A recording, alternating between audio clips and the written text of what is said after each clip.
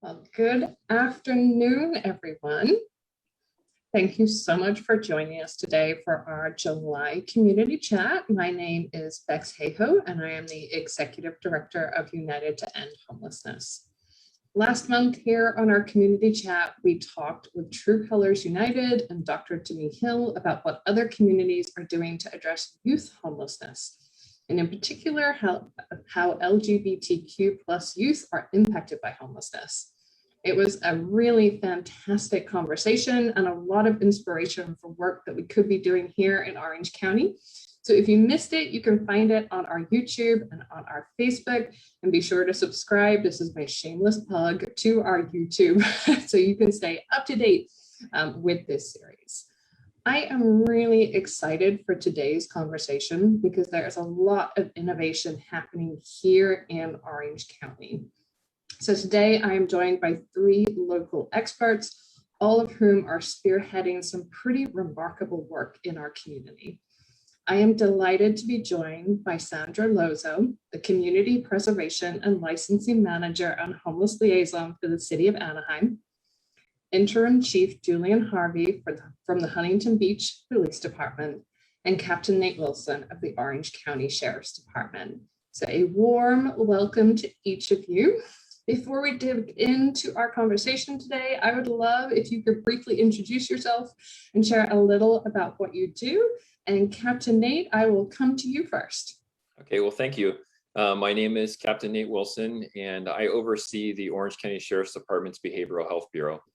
As you know, we're a very large department. We have 13 contract cities throughout the county. And we cover all of the unincorporated areas. And so, as you know, homelessness is occurring everywhere in the county, and each one of our cities is unique. We have 50 deputies whose job is to be homeless liaison officers or address the homeless population. And so the Behavioral Health Bureau ensures that our approach is uniform in all of our areas, and that our deputies receive the proper training, and I ensure that that occurs. And I also oversee our response to mental health crisis.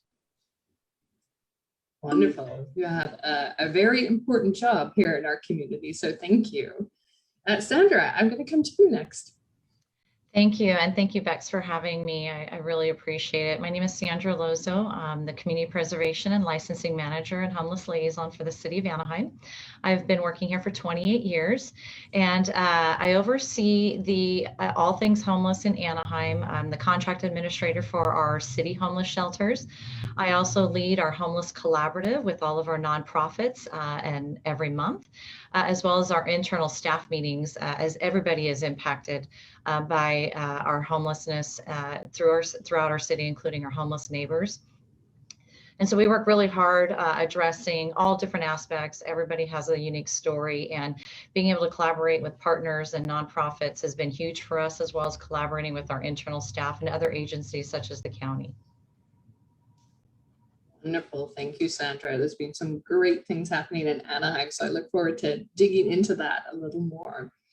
Chief Harvey, we're going to come to you now. Oh, good afternoon. And like Sandra, I want to thank you for the hospitality, for including the Huntington Beach Police Department today. So I'm the interim chief of police, run the operations of the police department.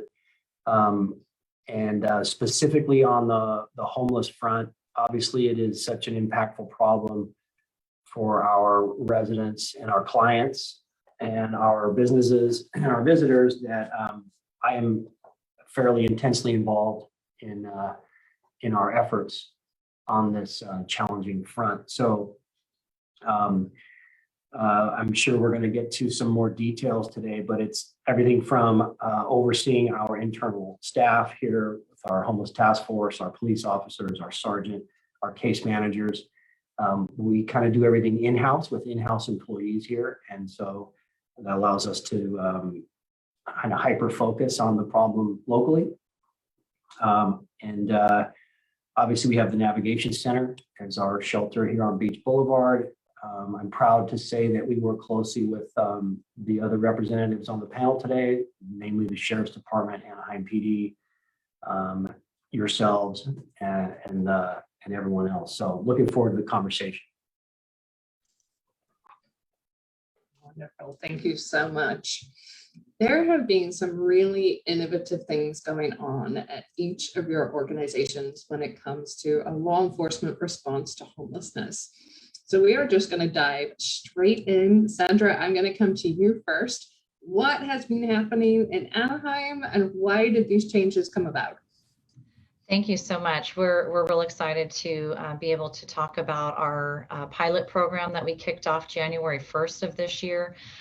It was a reimagining, as we call it, of how we address and interact with our homeless population, and really focusing on not having our police be the first responders to non-emergency, non-criminal calls for service coming in. And unfortunately, I think our community's just been so ingrained to just call our police departments, and I'm sure it's in our other agencies as well with this panel. A lot of people that are up 24/7 are police and homeless, and so I think a lot of times our community is just a natural reaction to call our police department. And so we created our community care response team, and what we did is we took our contract with CityNet and expanded that to include not only outreach workers, but also nurse practitioners, mental health clinician, and then a plainclothes safety officer, because this community care response team works 7 days a week, 14-hour shifts from 7 a.m. to 9 p.m. And so it's good to have a safety officer out there for the team, as well as for our homeless neighbors out there that we're working with.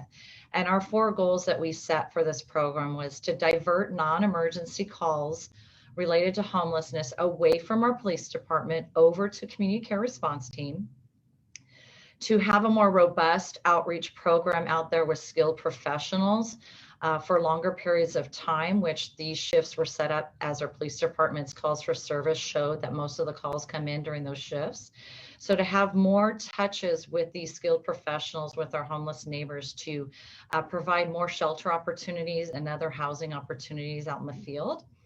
And then also this program was fully funded through federal ESG dollars, Emergency Solutions Grant funding. And so part of that was restricted dollars for homelessness as well as COVID. So another goal of ours was to provide more COVID information, opportunities of where to get tested and vaccinated, provide a lot of personal protection equipment like masks and hand sanitizer and hygiene kits. And then our 4th goal was to really look at this as becoming a standard of practice regionally. And you'll hear from the other panelists, there are a lot of agencies working on programs that are very similar. And how can we get all these together and regionalize as a county to have a lot of these programs where it's very consistent across no matter where you go. As we know, a lot of our homeless neighbors are transitory. And so not knowing the borders, no matter where they end up in our county, really being able to have that same response, that same service provided, and that same outreach and shelters available throughout our county. So you've been quite busy. That's fantastic. And I'm excited for the next round of questions to hear what the impacts have been and the progress towards those 4 goals. Captain Nate, I'm going to come to you next. What has been happening in the Sheriff's Department and how did those changes come about? Sure. So as I told you earlier, I oversee the department's Behavioral Health Bureau. This is something that's very new in our department. This bureau didn't exist before. And as you know, the Sheriff's Department has had a lot of experience in dealing with the homeless population. We've had some pretty high profile, like the Santa Ana riverbed that we were involved with, and we've learned a lot through those operations, and then the ongoing contacts that we have throughout the county with the homeless population. And so through that, we've really learned that there are a lot of underlying things that occur with the homeless population. There's a lot of mental health that exists. There's substance abuse that exists. And so we really wanted to change our approach with our deputies. And so we've transitioned our deputies from referring to them as homeless outreach officers, and we've turned them what we call behavioral health liaisons. And what that means is we focus on providing them more training in homeless outreach. So they all get a minimum of 40 hours of homeless outreach training. They also receive 40 hours in crisis intervention training. And then we also have ongoing monthly training in de-escalation and mental health. And really the idea behind that is that when these deputies are out interacting with this population, they really understand some of those underlying issues, so they can approach them in a better way. And so that is the way we've taken an approach with our deputies out in the field. And then I talked about the mental health portion of it. We've really looked at a better way of addressing mental health crisis and trying to access more resources within the community, and also partnering and working collaboratively with the mental health community. So we're working really closely with the healthcare agency. We've piloted a few programs to where we have deputies working with clinicians, to where when calls for service are coming out, they respond together. So as soon as we determine that the scene is safe, the clinician will take over and the deputy steps back, because that is their realm. They're the experts in that field. And we've also added in a case management component, because there are a lot of individuals that we deal with on a repetitive basis, people that we come across that have these underlying mental health issues, that we're not the experts in that field, and we know that they need to be connected with these services. So what we do is do case management. So we'll put cases together and actually sit down with these clinicians and put together a plan to speak to these individuals. So we'll either go out in collaboration with the clinician, or the clinicians will go out on their own, depending on the circumstances. And we're really trying to ramp that up. And something that we're also doing is there is something called the Crisis Intervention Team concept, which comes from CIT International. And what we're trying to do is create a framework for the entire county. There seems to be a lot of fragmentation in the services that are offered. You heard what Anaheim PD is talking about, those regional approaches, and mental health is a big portion of that. And we all kind of pull from the same small amount of resources. And I think there's an opportunity for us to work together and really use those resources in a better way, to where we can service the community a lot more appropriately. Now, there's a lot of talk about pulling law enforcement away from that mental health crisis response. And I think there's an opportunity to divert a lot of that to a more appropriate type of response. But when law enforcement does have to respond, we want to make sure that those officers and those deputies are trained that the best they can to know how to de-escalate the situation, and then link those people with the appropriate resources. And that's really what we're doing with this bureau, is trying to take that approach. Great. Thank you so much for those insights. It's really encouraging to hear about different county agencies leaning on each other for their expertise, and the collaboration that's happening. That's really encouraging and exciting. Chief Harvey, we are going to come to you now. Can you fill us in? What's going on over in Huntington Beach? Thank you. Well, like every speaker so far, the common theme is the commitment of dedicated resources toward this very challenging and complex problem, and we're certainly included in that. As police officers, we have 5 and 3 full-time case managers, all city employees, focusing on nothing but addressing homelessness, and with the ultimate goal to find long-term alternatives to people living on the street and in our parks. And so I think what Nate said is outstanding. And I want to preface this by saying that there are many different models that are effective, and one size will not fit all. All of our cities in Orange County are unique.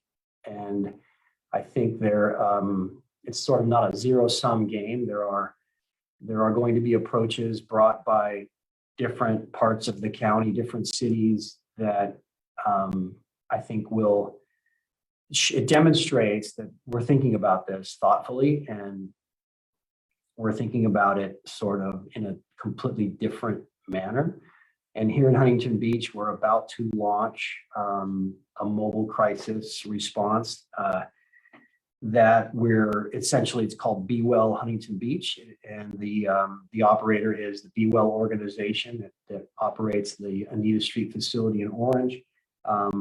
We began this down this road many months ago with this idea that, as Nate said, perhaps there are others better suited to address some of the mental illness challenges in our communities. And I'm a firm believer that there are others that are better suited, that will result in better outcomes for the clients and for those that we serve. Our model is not going to be homeless specific. It will address mental illness calls, and I'll describe those momentarily, but citywide. So if you're living in a gated community and you have a family member suffering from mental illness who's in crisis, that would apply. And then someone that's living on a sidewalk would also apply if certain criteria are met. And those are nonviolent, non-criminal, non-weapon related calls that fall into a few categories. Behavioral calls, as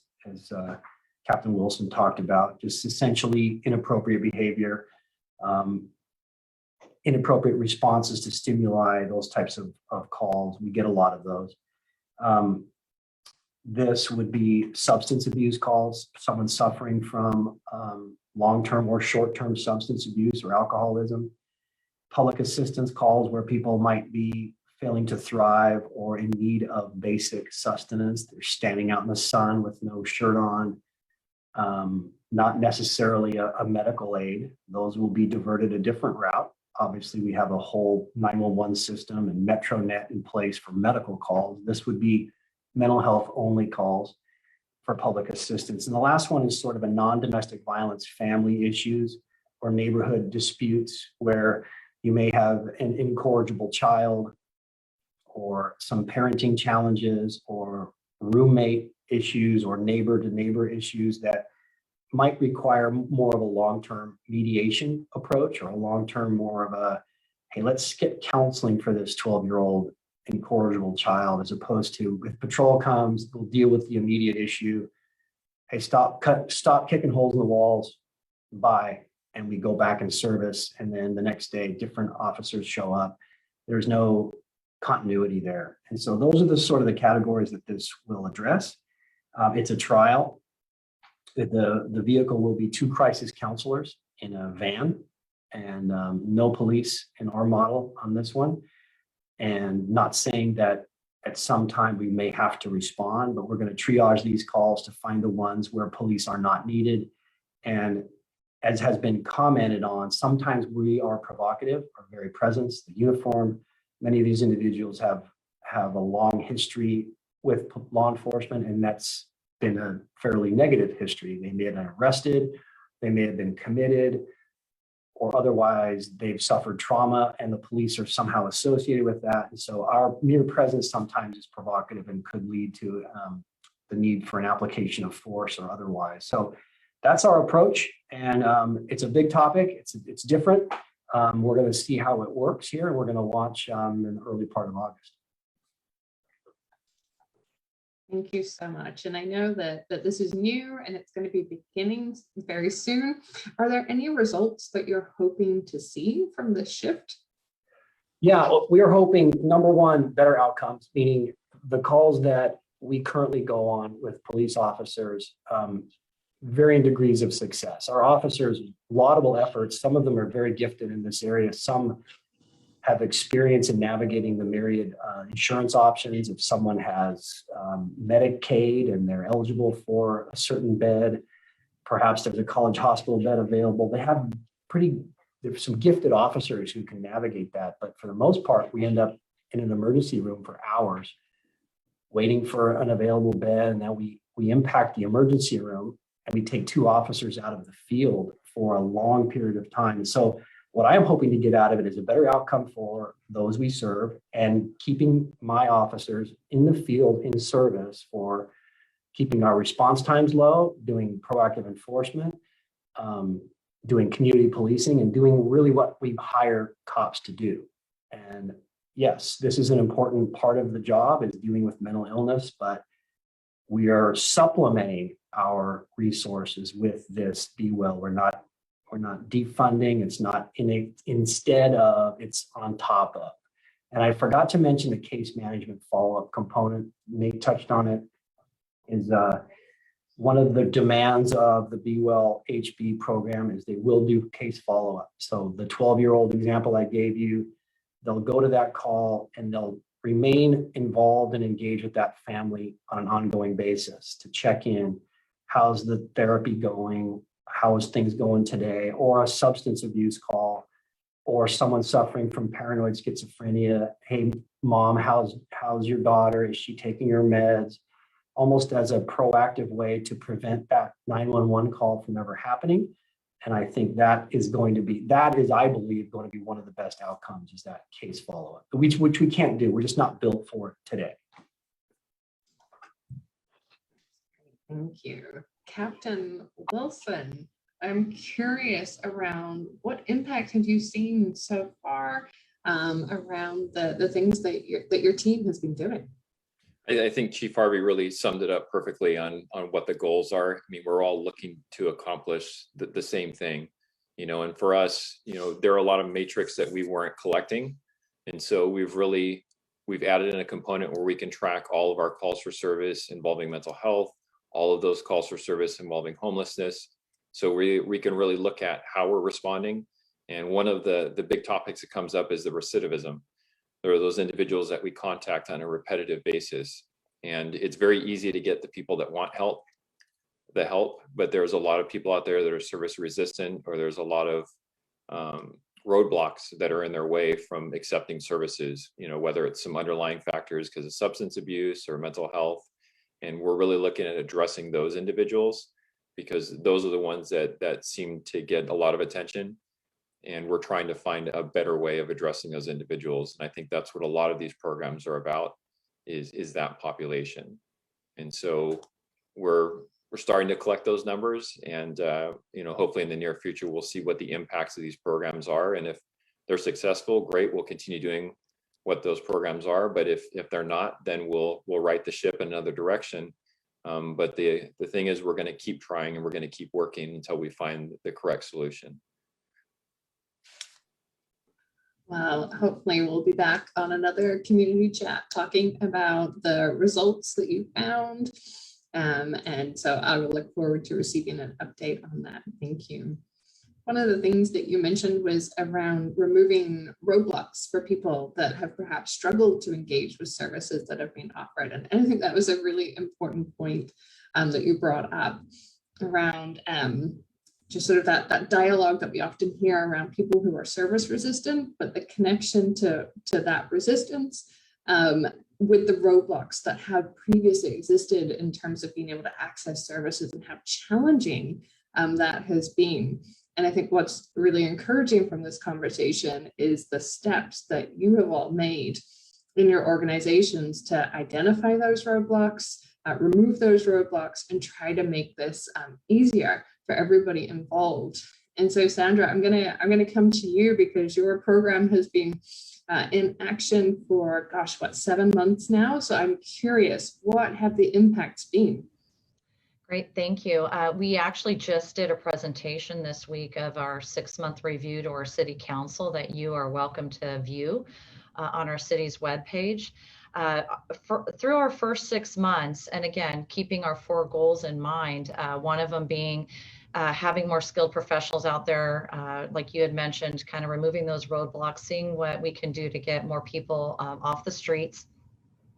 And currently, through the first 6 months, we are averaging 4 people a day, which is huge. So every day that they're out there for those 14-hour shifts, they're able to get at least 4, sometimes more, sometimes a little less, but on average, 4 individuals off our streets each day.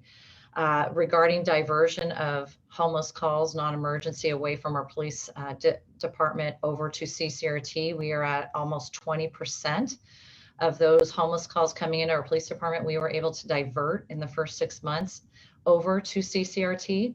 And we're starting to see a slight decrease in the amount of calls coming into our police dispatch, because we're changing that culture with our community, that if it's non-emergency, to call CCRT directly. We have a direct hotline that our community is able to use. And so we've started to see in the first 6 months a slight decrease in just the calls coming into our police department. We also saw 27% of the individuals that we're contacting are accepting shelter. And as the captain mentioned, there's still obviously 70-something% out there that are a little more service resistant, but we also noticed that if we touch them more often through this program with these professionals, we are getting a little bit more, which is helpful. We've been able to get 726 people off the street into some type of shelter housing, transitional housing, bridge housing, and even permanent housing off the streets. And what's the amazing number is we've been able to get 32 individuals off the streets straight into permanent supportive housing, which is very difficult to do. And I give a lot of credit to our community and housing development department, working very closely with them. Not only are we capturing statistics, but we're capturing demographics of our population and really matching the right housing to the right individuals on the street. And with some new housing vouchers coming down the pipe, our CCRT team is teaming up with our housing authority to really enhance that over the next 6 months. We also saw 19 individuals go into some type of treatment or medical facility straight from the street, which is, again, a huge accomplishment when you're talking about people in mental health crisis or people with severe substance abuse. We partner with Orange County Recovery Collaborative, and we have bed space dedicated to our program each month to where we can get people straight from the street into treatment, which is, again, huge. Another big stat in the first 6 months, 0 calls that have gone to CCRT have gone back to our police department for some type of emergency. That really emphasizes the skill set they have. As the captain and chief have mentioned, having those skilled professionals out there really make a huge difference out there. And we continue to partner with Union Pacific Railroad, Caltrans, other agencies that are not in our public spaces that some homeless neighbors move into, and working our same program with that, those different organizations, as well as our community policing team. As the captain mentioned, we do have some service resistive groups out there, but we are working on having a community representative in our court system to have a little more accountability, but also bring in CCRT and these skilled professionals so the judges understand the barriers that are maybe holding them back, or some more enhanced treatment or severe mental health treatment they need. Versus just all of the nuisance or criminal activity they may be causing, but actually kind of having a skilled professionals talk about what could really help them in the long run. And then we had over 1,300 COVID engagements where we provided personal protection equipment. We're also working with the county to start vaccinations out in the street. We just finished 100% of our shelters being vaccinated with staff and our neighbors in there, so that's huge. But just continuing to we handled all the way through this first 6 months over 6,700 calls coming either from our direct community hotline, our police dispatch, our Anaheim Anytime through online reporting, and then proactive contacts out there with this team. So our next steps is actually, we're going to be a little bold in the next 6 months, and we're going to pull the next big group of calls, homeless calls coming in, which tend to be trespassing. About 25% of the remaining calls that go to police are trespassing, which is a low-level criminal activity. And we're going to try and see if CCRT can go out there first and not only provide all the outreach and the services, but maybe just kind of let them know they're on private property and that they are trespassing, and kind of issue that warning from CCRT and avoid perhaps even any call coming back into PD for trespassing on that. And then also these new vouchers coming down for our housing team. I think getting more people straight off the street into housing is going to be huge, as well as continuing to divert calls for service. And we have 9 housing developments in various stages of development, 5 already completed. We just filled up our formerly homeless senior housing project, and then some other ones. So we're very excited, some really good reports coming out, but we're excited for the next 6 months. So thank you. That's great. Thank you. That was a lot of really incredible statistics and takeaways around the progress that's being made. And again, I think it just sort of reinforced for me that these shifts and these innovation really are helping remove roadblocks and helping lead towards successful connections to the right kind of agencies and the right kind of help that people need. And the exits to permanent housing, that was really encouraging to hear. So I know we are out of time now, so I need to wrap us up. But a huge thank you to each of you for your leadership It's hard to bring innovation and changes. And so I just want to thank each of you for the work that you have done to move our community forward. And I'm really excited to hear about the impacts that this is going to have across the county. So I look forward to a second follow-up chat on this to talk about that. So it does bring us to the end of our time.